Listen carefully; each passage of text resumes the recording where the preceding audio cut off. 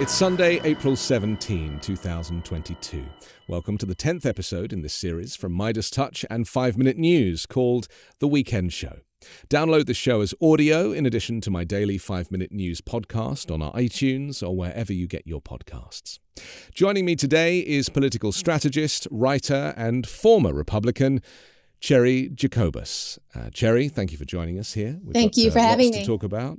Not at all. The three stories that we're going to look at this week are the Conservatives attacking White House's Putin price hike narrative as inflation is on the rise. We're also going to look at the climate breakdown threatening many of our favorite foods. And finally, and tragically, another police shooting, this time of Patrick Loyola, a 26-year-old in Grand Rapids. So lots to think about here. Let's look at this story, first of all, about gas prices, because this is something that is really very frustrating for Americans, isn't it? You know, the cost of living is one thing, but the cost of gas has always been something that Americans have enjoyed. Cheap gas since forever, right? And suddenly to see it go from $2 to $5 or $6, that's something that is doesn't come very naturally to Americans. Meanwhile, the rest of the world, and certainly where I'm from, it's always been expensive to get gas. It's just always been cheap here in America. So what do you feel about Joe Biden blaming Vladimir Putin and the war in Ukraine for this price rise at the pump? As we know, consumer prices have jumped 8.5% since March last year. Well, the rise in gas prices is because of Putin invading Ukraine and the chaos that he's caused. The problem is that most Americans don't understand that. You know, we have presidents that unfortunately like to take credit when gas prices drop, and then they get the blame when gas prices rise, and presidents don't determine what gas prices are. And you are correct that Americans are a bit spoiled with having lower gas prices generally than the rest of the world. But it's a psychological issue too. You know, the price of gas for an average person or average family, they know that it fluctuates. It's also not anywhere near one of their biggest purchasing items over the course of any given month. However, every time you drive by a gas station, what do you see? You see those changing numbers, you know, and the psychological impact of it going from $3.99 per gallon to $4, just that 1 penny difference, the 3 versus the 4, has a huge psychological impact on folks. But again, I think a lot of that is because it's an expenditure we do regularly. It is something, again, how many gas stations do you drive by in the average day? It's a constant reminder. When they add on an extra little fee or tax to your phone bill, most people don't even notice it, or to your cable bill, they sort of stick it in there, and you're on auto pay, or you write the check, you go online and pay your bills, and you're paying this extra money and you don't even realize it because you're not driving by a big poster of your changing phone bill on a regular basis. But, I mean, is it fair to say that the war in Ukraine is the sole reason for the hike in prices? Because, you know, gas is a commodity, oil is a commodity. It rises and falls as world events affect the prices, as we know. I mean, someone is making a lot of profit here. And would it not be better to go to the refineries and say, well, maybe you need to make a little less profit for a while? I mean, is that not Yes. the problem with capitalism and a free market? Is that the prices might be going up for consumers, but the profit is also going up for these oil companies. Yeah, they're taking advantage of the situation, and we're paying the price. There's no question about that. They're taking advantage of the war. They're taking advantage of all of it. This isn't just capitalism. This is capitalism on steroids. This is one of those things that gives capitalism a really bad name. And there's been a lot lately, enough to change people's minds, from the Reagan years, certainly. But you're absolutely correct. These are, the energy companies, the oil executives, seeing an opportunity to gouge us even more. And I don't know who makes that phone call? The president? And if the president were to call them and say, hey, could you guys maybe ratchet down on the profits? Who's to say he hasn't made a call like that? But is that really all it takes? Or is there But some but sort there of a is a tit there for is tat? a Yeah. I mean, th- it's a there little more complicated than that, but you're absolutely right. You are yeah. absolutely dead on 100% correct on that. It's greed. And we don't get, I mean, America doesn't get much of its oil from Russia, a very small percentage. I think it's, our total imports of oil are around 20%, and of that, 8% is from Russia. So, we are capable of being oil independent. We don't need Russia's fuel necessarily. So how do they connect this to, how is it fair that they connect this to Ukraine? Because a lot of the prominent Republicans, Nikki Haley, for example, tweeted the other day, you're going to hear a lot about Putin's price hike. Food and gas prices were already soaring. Wages can't keep up with inflation. This is Biden's economy. Is that fair? Well, it's fair that anytime anybody's in the White House, it is their economy, and they do have to deal with the various factors that influence that. And yes, the war, Putin's war, does in fact influence it. It's not just happening there; it's something that affects everything globally, along with a lot of other factors. We also have Republicans. In Texas, the governor there, Republican governor, is purposely stopping a bunch of tractors so that they can't move forward and deliver the food. And it's costing those drivers and their companies money. So you have Republicans not just messaging this in a way to, quote, blame Biden, but they're trying to make it worse. You have Republican governors literally holding these truckers hostage, literally trying to make it as rough on Americans as possible so that we then blame Biden. And, I don't think that that's gotten enough press attention. But the president is doing what the president needs to do. Is he to blame? No, he's not to blame. Is it his problem to address? Yes. Do you have Republicans out there trying to make it worse in a way that hurts all Americans? You bet. Why do they do that, Cheri? I mean, this is what's so interesting to me, because it's like they would rather... You must be new here. Well, I am new here, but this is I'm like 5 years in, so I'm doing my best. But what I find interesting is that to the detriment of their own environment, to the detriment of their own gas prices, to the detriment of their own food prices, Republicans would rather criticize the opposition and put out all of this rhetoric, whether it's true or not, but they just like to own the libs, right? But they're not going to benefit if they do that. I mean, surely there are some issues where we would all benefit because we all use gas. I mean, are they just shooting themselves in the foot? First and foremost, what they want to do is destroy Democrats, destroy this president, no matter what. I am a former Republican. I don't recognize my former party, but I do recognize some of the players. And I know how brutal this is. Once they crossed that divide where they were going to go into Trumpism, once they made that decision, once they sold their souls, all bets are off. But they will do anything, and I mean anything, to destroy this president, to destroy Democrats. And part and parcel of that is, yes, to hurt Americans, to hurt their own constituents, to create and exacerbate these problems rather than do their part to help them. And you said blaming Democrats, blaming the libs is one thing. They're going further. They're doing everything they can to hurt Americans so that it then hurts this president and his party. And that's where, that's just downright evil. Florida Governor Ron DeSantis, he blamed inflation on federal policies of borrowing and printing money at unfathomable levels and bad energy policy. We could get into the weeds of that, but, the governor of Florida has taken much of this, infrastructure money from the previous bill and is happily spending it in Florida and taking the credit for it. At the same time as this week, he redrew a boundary map to ignore a large swathe of an African-American community in Florida so that Republicans could win there and actually pushed against the court, which initially said he couldn't do it. And now, for some strange reason, they're saying, oh, actually, you can because you're the governor.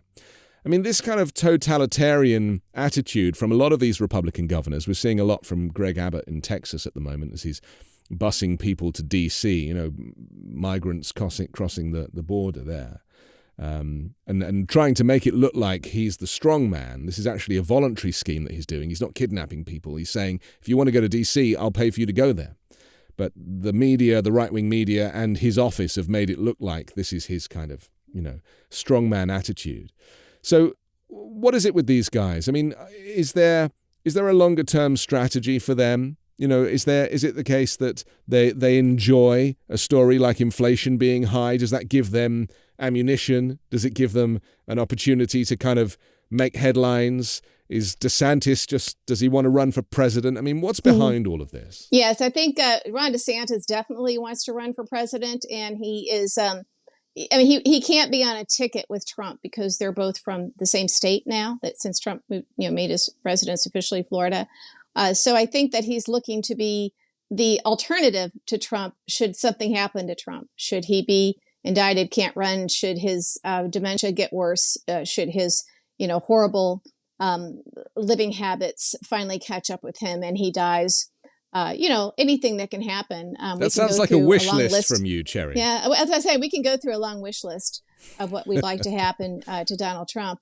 I think that the reason, if Trump doesn't run, the reason will be because he thinks he can't win. It will be because of that. So I think you've got Ron DeSantis mimicking Trump. He's sort of basically Trump with a brain. And that's even frightening because he's locking in on these nutcase, idiot, moronic Trump Republicans, uneducated, stupid people who believe what Fox News tells them, who believes what Trump tells them, even when you prove to them, that they're wrong. And so he's telling them, he's probably amazed at how easy it is to fool these people.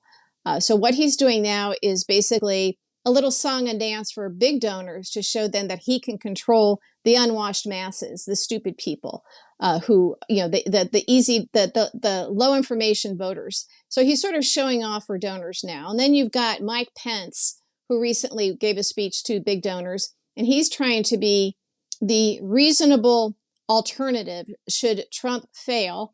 But they may want him to fail if he completely goes down. So they need somebody to bridge that gap between establishment people, which some of them might be the big donors, and the unwashed, stupid masses, the ones that go to the rallies and who DeSantis is trying to gather together as his own. You see Ted Cruz desperately trying to get that group too. There's a reason why Trump said he loves the poorly educated or the uneducated. So if you can show that you can get the people who go to the rallies, the idiots, to the donors, then the donors will follow suit because the big donors don't have ethics. They don't have morals. They want to go with who can win. We know that some of them are frustrated with Trump. This is just the Trump era of Trump is pretty difficult for them. They'd like things to be more sane, but they're going to go with who they think can win. And so this is the back and forth you have. And you've got, Nikki Haley just trying to be anybody's vice president. Is it fair to say that, 70 odd million people that voted for Trump are they all idiots? I mean, the people that go to the rallies, I understand. We see a lot of interviews now at the rallies, and some of the answers that people give to journalists' questions are brilliant. I mean, they're just hilarious. You can't make this stuff up, right? You can't make the stuff up. And I understand that in any country, there's going to be a group of people that fit into a category where they're very happy to be led and follow a cult. And I get that, and that's fine. But I also respect the fact that whilst not everybody is smart, not everybody is educated, I do believe that people have instinct. And I believe that people have the capacity to listen and to make sense of a scenario. And, the majority of people that voted for Trump were unhappy with the status quo, didn't trust Hillary Clinton. They bought into, or the idea of another Clinton dynasty. And they their vote for Trump initially was a protest against the establishment because he presented himself as an anti-establishment character. Of course, he wasn't. These were the people that he hung out with. But I mean, is it fair to dismiss all of these Trump voters because they are still Americans and they still have parents and children and lives and jobs. And, they do need support. And arguably, they're voting for the wrong party. Well, the first part of your question, you said, are they all these sort of the idiots, and all 70 million of them? The answer, of course, is no. You have people who think they're well informed, but here's something that's very, very dangerous that's happened in our country, and that's Fox News. Fox News has changed. I used to be on Fox News. Over the course of 18 years, I was on all three: MSNBC, Fox, CNN, a couple thousand times. I was at Fox a lot. So that's the world that I'm coming from. They changed. And I would even kind of warn my parents, be a little bit careful here, and I was on the network. They wouldn't have me on as much because I guess I was a rhino, or not easy to manipulate, wouldn't say what they wanted me to say. I was not a paid contributor. I was just on several times a week. So once you get people to believe that everybody else is lying to you, don't watch CNN, don't watch MSNBC, only watch Fox, because we are the only ones telling you what you need to hear. And then you have all of these other, media around them. You've got Breitbart, you've got, Judicial Watch, you've got all this right-wing stuff posing as actual newspapers, especially for older people who aren't on Twitter, may not be online or on Facebook at all. We're talking about these information silos. So you have reasonable people who may be educated, who think they're informed. But if you were to compare Fox all one day to the other networks, for example, I have a relative who is a Fox News addict who doesn't know who Mark Meadows is, but is very concerned about, Hunter Biden's, what's going to happen to him? He's a real bad guy. He's going to get caught, and that sort of thing. But Fox News is simply not reporting the voter fraud that Mark Meadows, Trump's former chief of staff and former congressman, his wife, voter fraud. This person doesn't know, as Fox viewers don't, that Donald Trump Jr. Has all of these texts to Mark Meadows when he was chief of staff. And this was 2 days after the election, when the votes still weren't even counted. And here's the president's son saying, here's our plan to steal the election. And Fox News viewers hear nothing of this. They don't know anything about Ginny Thomas, the wife of Supreme Court Justice Clarence Thomas, sending these texts to Mark Meadows, his chief of staff, on January 6th, about what we're doing, and God is with us, and all of this weird stuff. So you can have people who are smart enough to want to stay informed, but they're in an information silo, and unless you can reach them in those vehicles that where they get their information, they're never going to know any of this. So they're different from the people who go to the rallies. And that's what I think is very, very unique and dangerous in the era of Trump, is this sort of, I don't listen to anybody else. Everybody else is lying to me. So I can only watch these people who are telling me the truth. And they get misinformation, out and out lies, as we know, certainly in the case of Tucker Carlson. And then important information, and lots of it, is completely kept away from them. They're in a vacuum. So I think that explains a lot of the Trump voters, and it's the only way that Trump and Trumpism and the GOP can keep these people. You can't present them with all the information and just make a better case. They are absolutely keeping them in an information vacuum.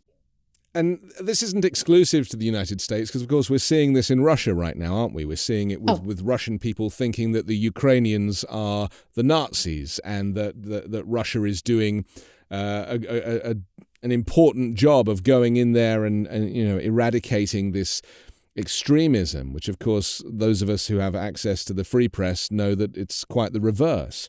So we know it happens in other countries, but the tragedy of it happening in America, where you would think that we are, a free country, well, clearly we're not free, because there's information warfare, and people, as you say, are living in a bubble of their echo chamber of news. So therefore, that suggests that America is not a free country, because that's locked down. We have Republicans, this week, Oklahoma and Florida and Texas and Arizona banning abortion. And, in the case of Oklahoma, banning it and making it illegal, like you'll go to prison if you perform an abortion. So that also suggests it's not a free country. And then finally, of course, we have the vote. We have what used to be the free democratic right to a fair and free vote. Well, that now has been diminished. Even though voting is fair, there's a whole movement, as you describe, of people, including the former president and all of his surrogates, who claim that all elections in America are in some way fraudulent, but at the same time, it's those very Republicans who are currently redrawing boundary lines, gerrymandering, and, changing people's vote rigging the election. So America is not a free country anymore, is it, Cheri? I mean, it's no different here to Russia. I think that we've crossed the divide. I think we're further along going down the drain than people realize. And, we saw this during the pandemic when a lot of people wanted to vote by mail. And I firmly believe that Putin did cheat for Trump in 2016. And, we know this because Manafort was getting the Russians through Kalimnik. He was getting Putin internal polling data from the campaign. That is collusion. And then on election night, this is important. So by this time, they already knew where to go. They kind of had it set up, what they needed to do, because we have the Electoral College, so it's easier to do this. On election night at 5 o'clock, there's a media consortium that gets exit polling. It is very secret, and the different major media get together, and they have exit polling, and they know who's won by that time. And it is to be kept secret. The polls are still open. At 5:01, Chris Vlasto of ABC News made a call to his good buddy, the deputy campaign manager of the Trump campaign, Dave Bossie, and told him, you guys are in for a rough night. Here's where you're losing. And that information got spread to Reince Priebus, Manafort, the Trump at that point apparently turned and looked at Melania and said, we lost. And they knew by that time it was that bad. And the media knew, which explains later the shocked faces. That was at 5:01 while the polls were still open. Suddenly, something happened in Michigan, Wisconsin, and Pennsylvania. And just the right combination of votes, a couple per precinct, if that, in those states are what gave Trump the Electoral College, even though he had lost the popular vote by 3 million votes, which was consistent with polling when polling closed a little bit, got a little bit tighter at the end. So those 77,000 votes spread between just those 3 states are what gave Trump the Electoral College win. And all of that happened after they had that exit polling showing that Trump had lost and where he was losing and where he was losing.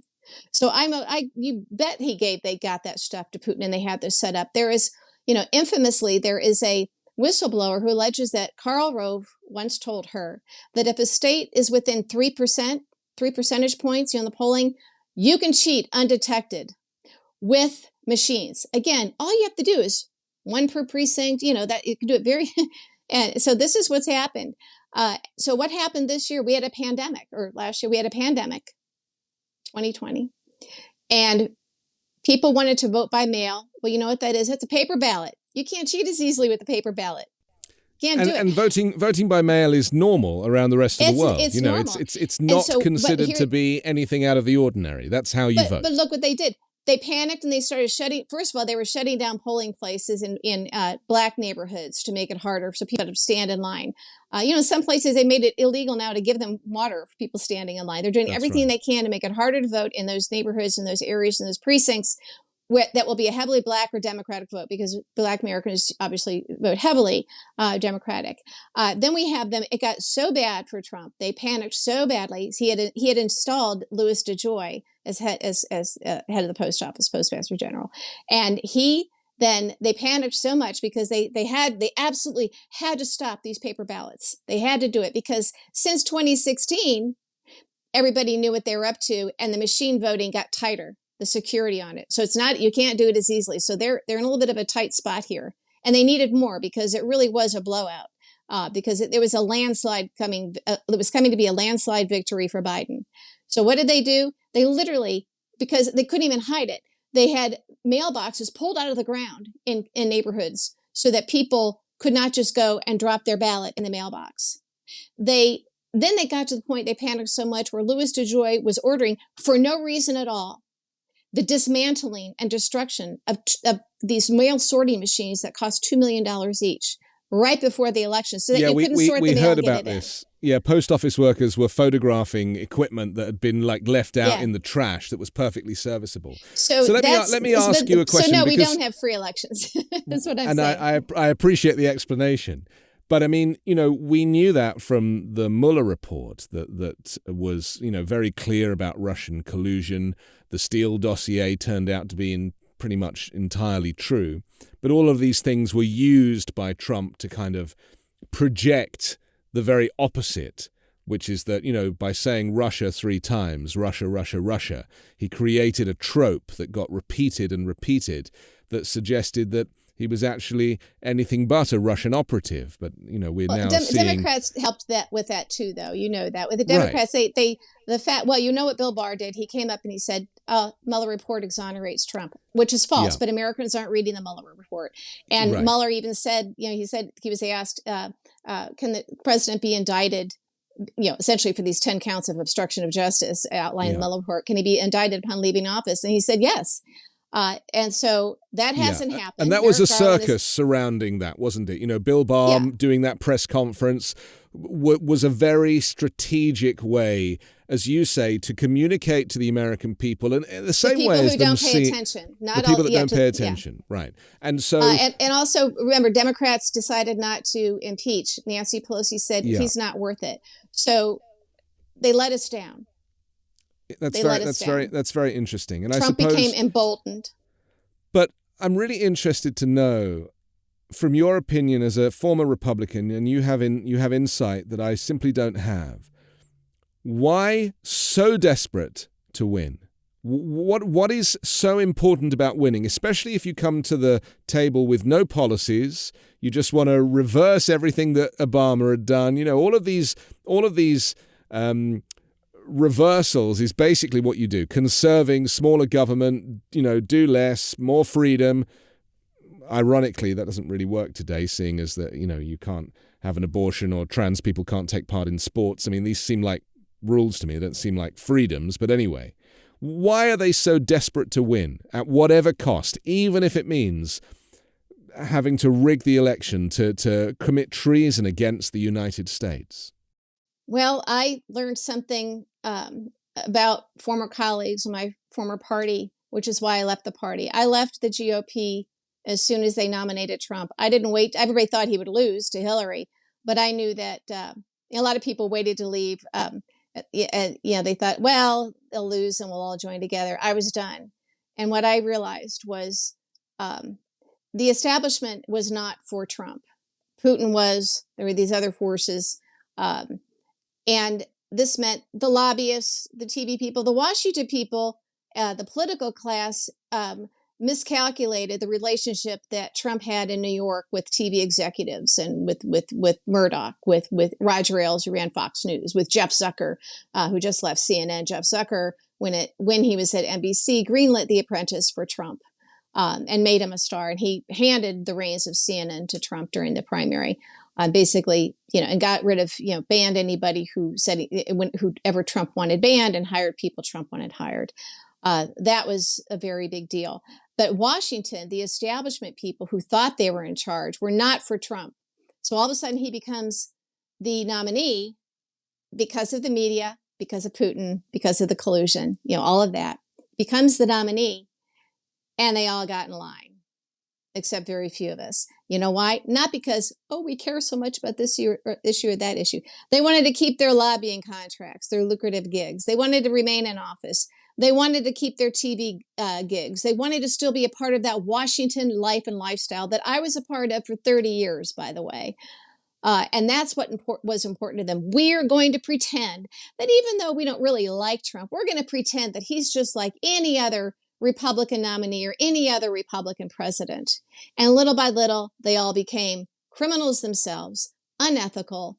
I mean, I saw this happen. So to your point, do they, to win at any cost? Sometimes it's just about the game. For the professional establishment class, they just wanted to keep their position as a cog in a wheel. Even for, Republican women who wanted to make sure they could still go to the monthly Republican women's, luncheon at the country club. It was about being a part of it, being a part of that culture. And they threw ethics, morality, and civility, and even legality out the window. And once you're in that and you're defending that, it becomes really hard to pull back. Once you're in it, you just sort of dig in, and the tribalism sort of, takes root. And so for them, it's not about issues. As you know, you were asking, why would Ron DeSantis do this? Why are these people, why are these lawmakers and governors, and why is the party doing things that actually hurts their people? Because it's not about helping people. The other story this week that has made the headlines is the food system across the world, which isn't ready for the climate crisis. And a lot of people have been talking about this. Noam Chomsky was interviewed about this and said it's a very dangerous time for humanity right now. This is as the world's farms produce only a handful of varieties of bananas, avocados, coffee, and other foods, leaving them more vulnerable to climate breakdown. And it's already threatening many of our favorite foods. In Asia, rice fields are being flooded with salt water. Cyclones have wiped out vanilla crops in Madagascar. In Central America, higher temperatures ripen coffee too quickly.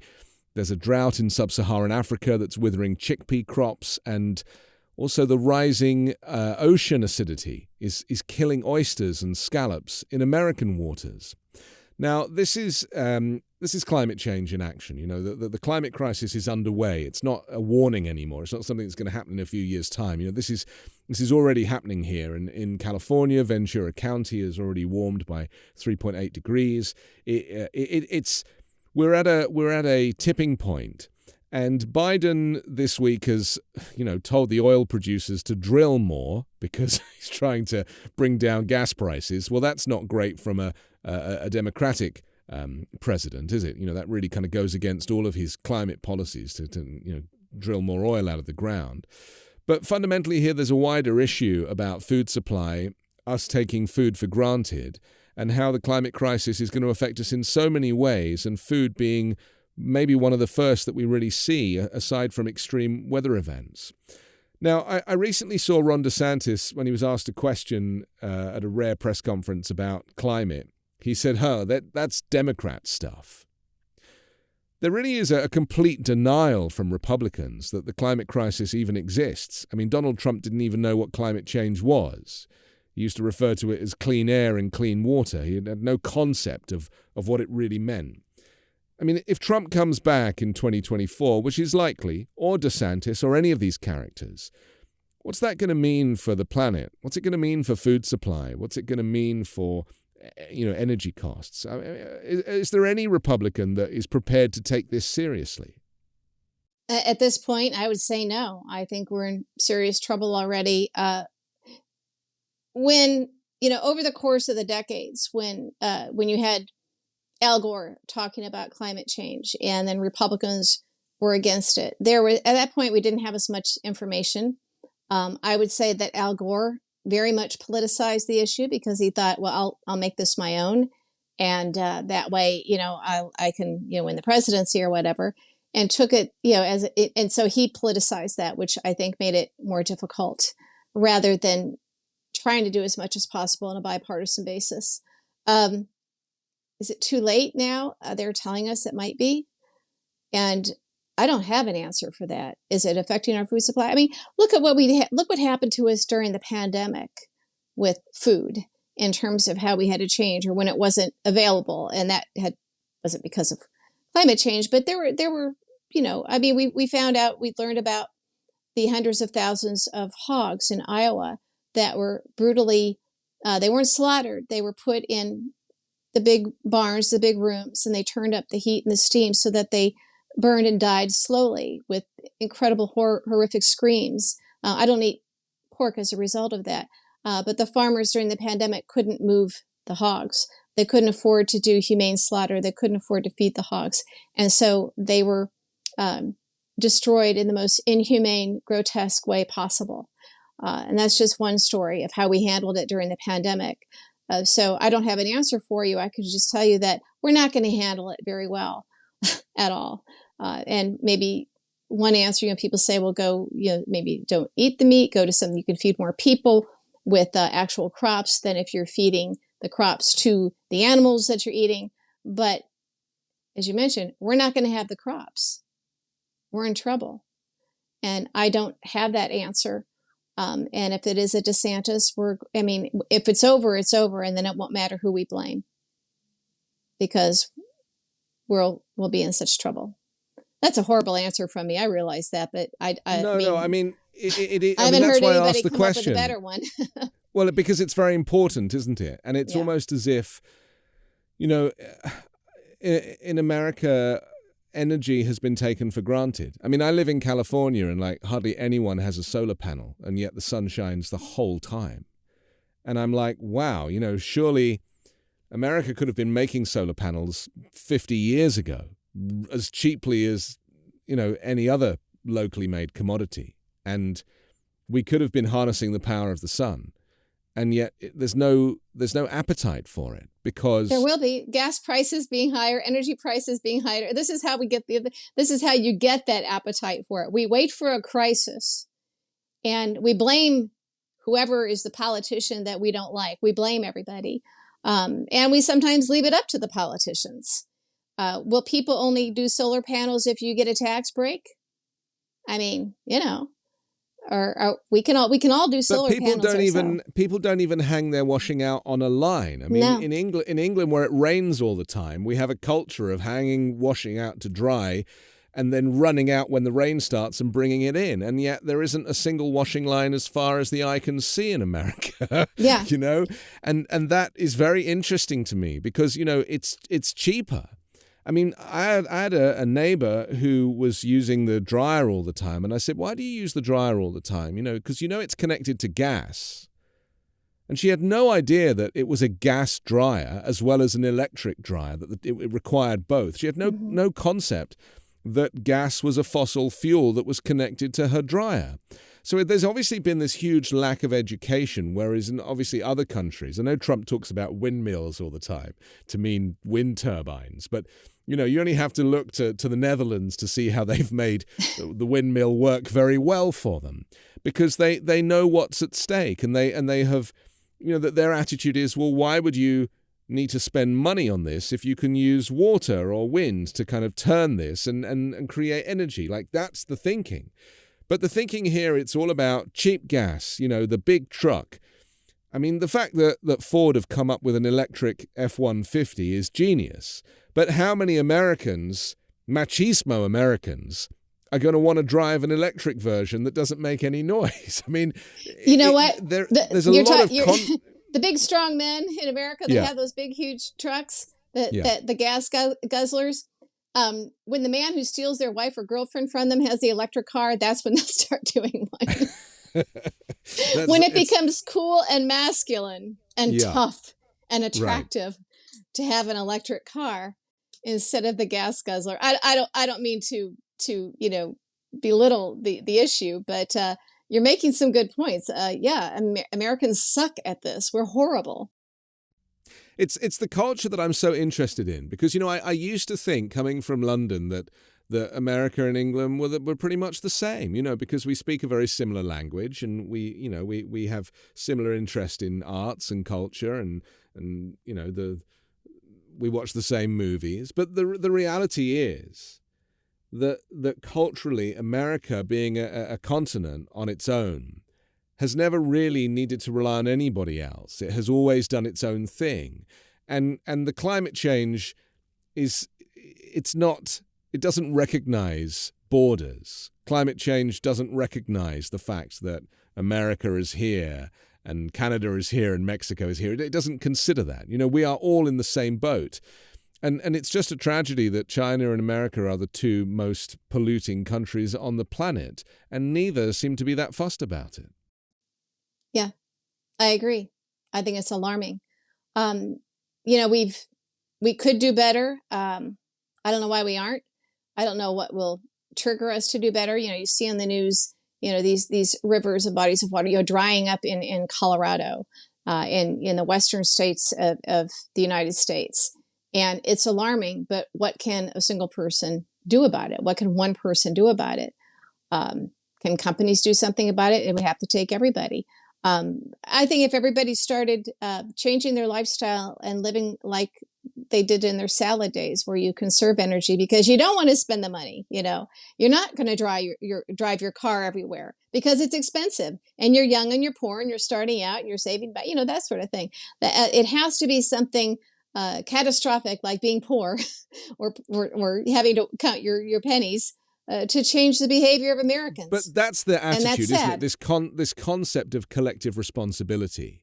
That other cultures in other countries are more, they take that on more naturally. You know, look at Ukraine. I mean, look at how people in Ukraine have mobilized to fight the Russian army. I mean, every man of every family is like, you know, sending his wife and kids away, and he's going out to take on the enemy and stand up for his territory. And we can't even wear a mask for our neighbors. Yeah. And we can't even wear a mask here without politicizing it and it becoming an issue and causing air rage. They just extended the mask mandate for air travel, incidentally, for another 2 weeks. You know, I've mentioned I'm a cancer patient, so I am immune compromised, or I could be. I mean, I'm pretty healthy. I've worked very, very hard at recovery since my chemo radiation, and my scans are clear so far. But I'm considered immune compromised. So for me, to go into a store and I'm the only one wearing a mask because everybody's freedoms, it's insane to me. It's insane. People will hold the door for somebody else and they think they're just such a gentleman, but they won't wear a mask for you. It's insane. Just finally on this, the collective responsibility is such, because I had this with a guy recently who I met, and he just was about to buy a new car, and he was a lawyer, he had plenty of money, and he was buying a gas guzzler, and I said, surely with everything we know now, you must buy electric. And he said, well, what difference does it make if I don't buy an electric car? Like, what? I'm only one person. And that attitude from an educated person, he couldn't understand that, you know, us all doing our bit is essential. So have the Democrats not made it clear enough that this is serious and these are the steps that you have to take? Almost a bit like, you know, the Defense Production Act, where like the government is having to insist that these companies make ventilators or, you know, PPE, or as they did under Trump and Biden. Would it not be better to kind of mobilize the country and say, this is an existential crisis. This is what you have to do. You cannot drive your car. You have to do electric, and we're going to help you lease an electric car.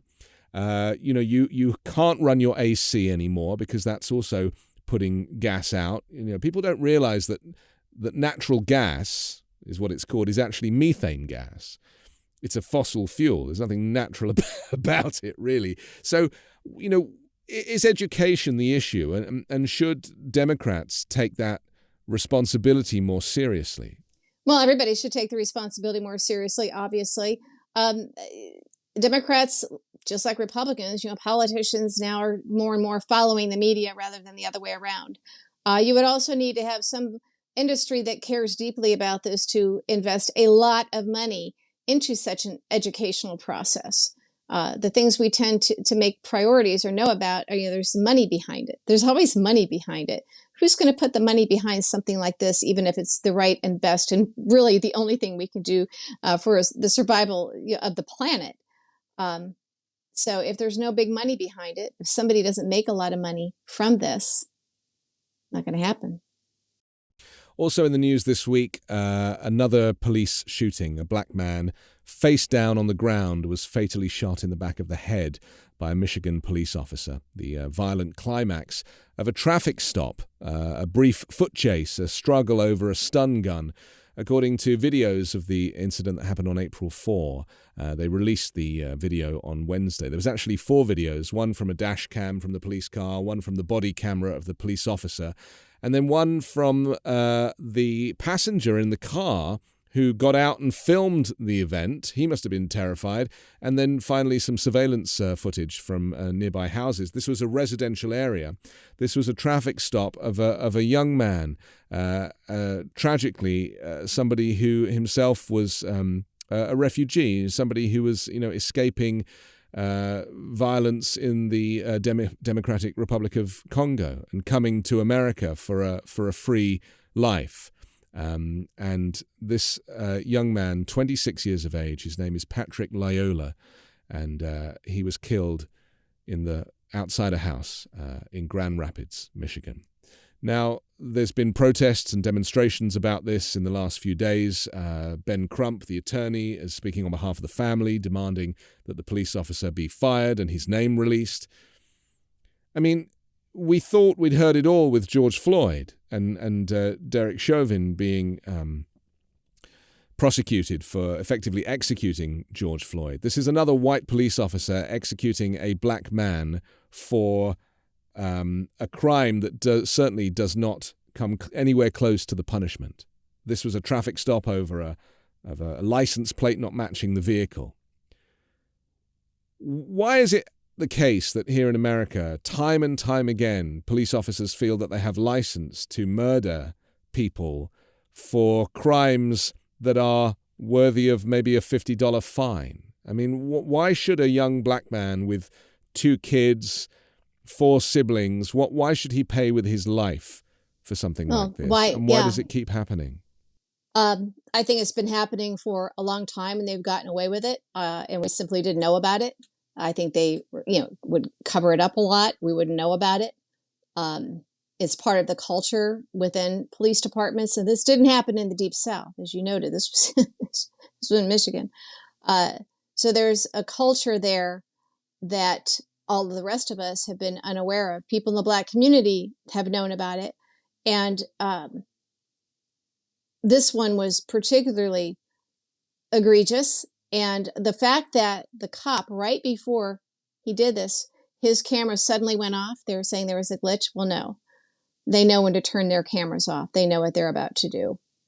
And they are very emboldened by this. The thing that's changed, aside from Colin Kaepernick, I still can't pronounce his name. He took a knee. He took a lot of heat for that. But that was the start of awareness. Because I think, what I've noticed with this sort of thing, first of all, cell phone cameras have changed the world in this regard. And so this will eventually stop happening because these cops have to be caught. They have to be punished. They weren't getting caught before. And it was a hard time getting them punished. We're now in a situation where we're all seeing it. So for white America, it wasn't part of our life. It wasn't in front of us. We might not have had an opinion one way or the other on, cops killing blacks. You hear about this, they're killing young black men and women. It was in our peripheral. Cell phone technology has put it right in front of us, where you see it once, you see it again, you're like, wait, there's something going on here. There's no denying there's a problem.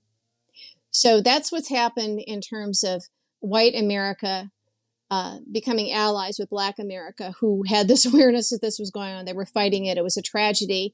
But they were doing it they were grieving this and trying to change it just within the Black community. And now they have allies. So at this point, any white American who wants to claim this isn't a problem or defend it, see, now you can't deny that you know it. There's no denying it. All you can do is say, I don't care, or I think it should happen more, or it's not my problem. Or you can say, America, we have a problem, and it's not just with this shouldn't be just with the Black community. So we're in that process now. This is a cop who clearly, even after everything that's happened with George Floyd, with others, he clearly still felt very safe, very emboldened.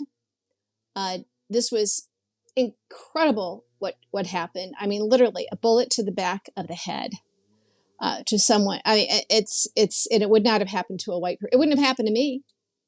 Well, it's the same as the executions that have been happening in Bucha in Ukraine. The Russian military shooting people in the head and leaving them in the street for 2 weeks before they retreat. This was done as a way to subdue him. He was struggling. He was fighting against the arrest, and there are things that police can do during to subdue the person. Because when he was caught, he started running and they caught him, and then he started fighting back. I'm not convinced that if English wasn't his native language, because they said, do you speak English? So this was something, they needed help subduing him, but you don't shoot somebody in the back of the head. You don't, exactly. You don't murder somebody for that. And you still do your job as a police I've watched officer. The video multiple times, and when he pulls over, the Patrick pulls over. And so in that means that he's prepared to engage with the police officer. The fact that he actually pulled over. If he wanted a chase, he would have driven off in his car, but he didn't. So to me, that suggests that he is compliant. The first thing Patrick did was get out of the car and say, what did I do? What have I done? And the police officer, instead of de-escalating by saying, actually, you haven't done anything. It's just the registration doesn't match the vehicle.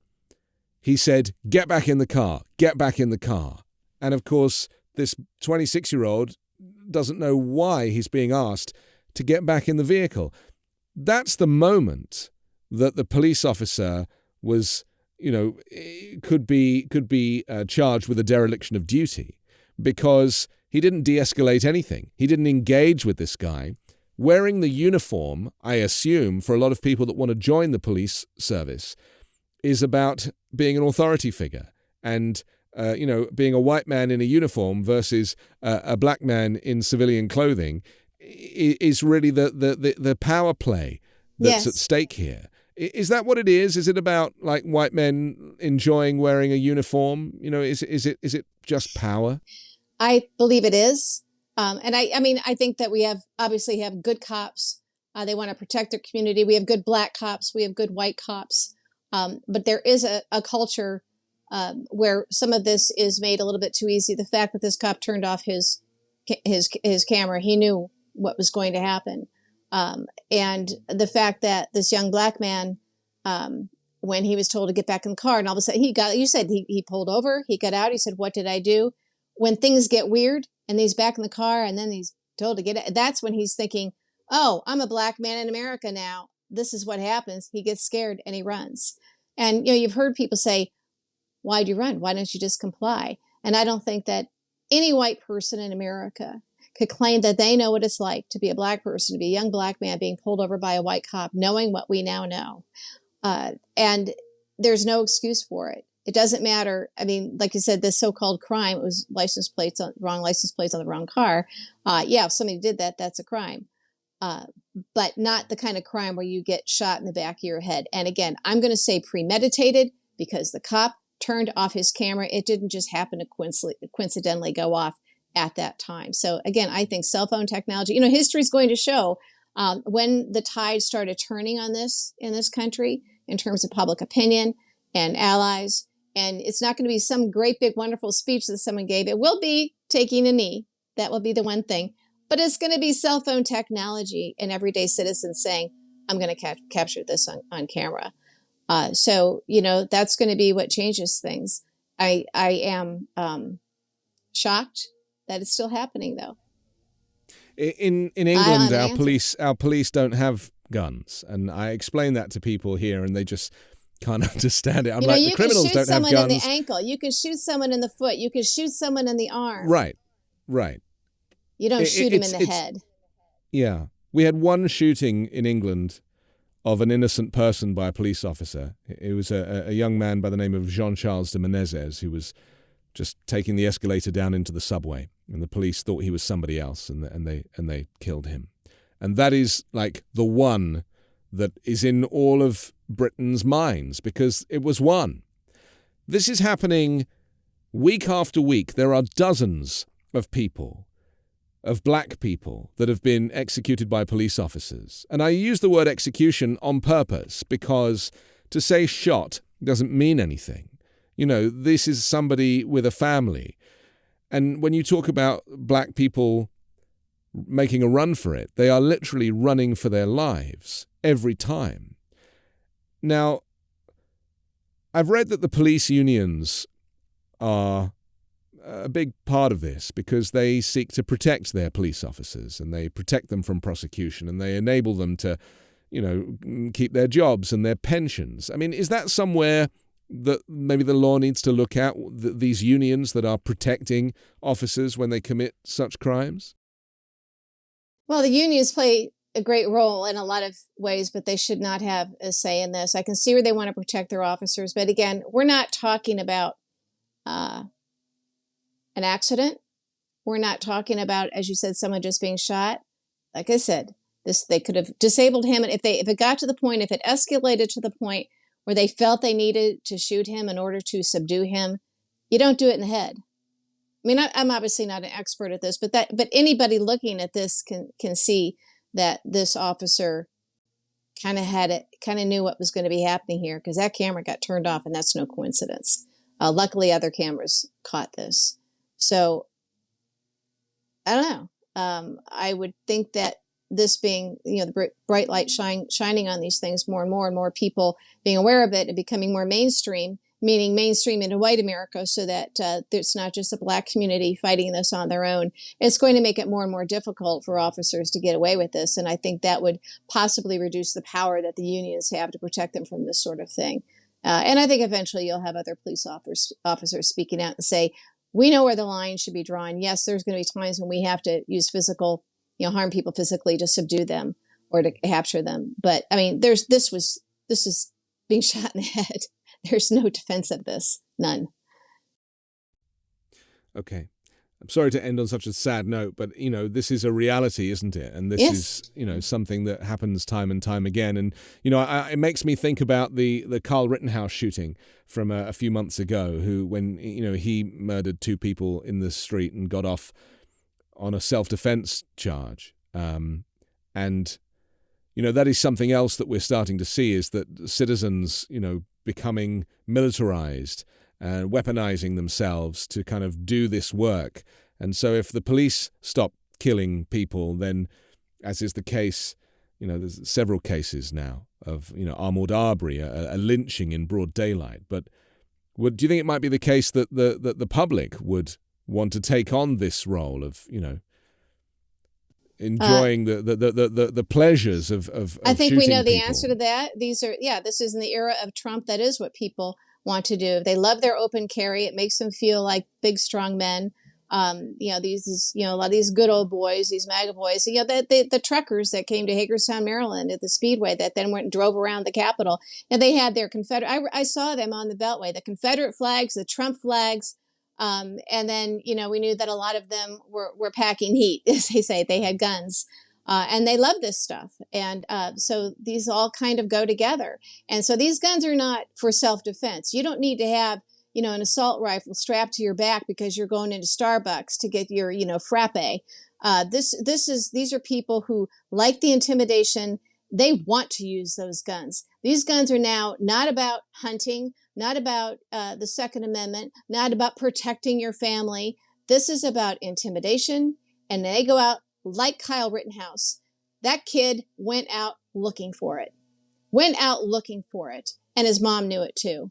He was looking to do this. He wasn't going there, because he wanted to protect his grandparents' store or gas station, whatever it was.